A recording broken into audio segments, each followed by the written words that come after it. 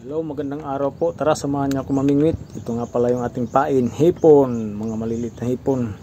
Kung tawagin sa Tagalog, alamang. Yun, kuha tayo ng kunti. Yan. Siguro mga 3 kudyot pwede na yan. Yun. Painan na natin at ihulog natin kaagad. Dito yung pwesto ko dati. Binabalik-balikan ko lang to. Yun o. Kagat-kagad. Fish on kagad. Yeah, 1, 2, 3, 4, 5. Ayun, may dalawa pa sa ilalim. Hindi nga lang yung kalakihan, pero goods na yan. Dalaga, ano yan, solid kung tawagin. Klase ng dalagang bukid. Yun. Pain na naman. Pag ano, hulog, ganyan lang yan. May dalawa pa rito sa ilalim. Hindi pansin. Yun. Medyo pangulam na to, kalakihan, 5. Oh, hatak naman tayo, hatak. Ayun. Oops, ano to? Yun, dalagang bukid ulit. 4 na piraso. Yan, sarap nito, pang prito.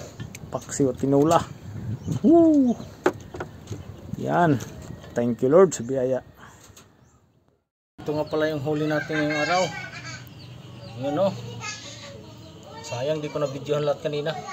Nag full storage. Yan o. Kalahating batyak po. Kalahating planggana. Yun.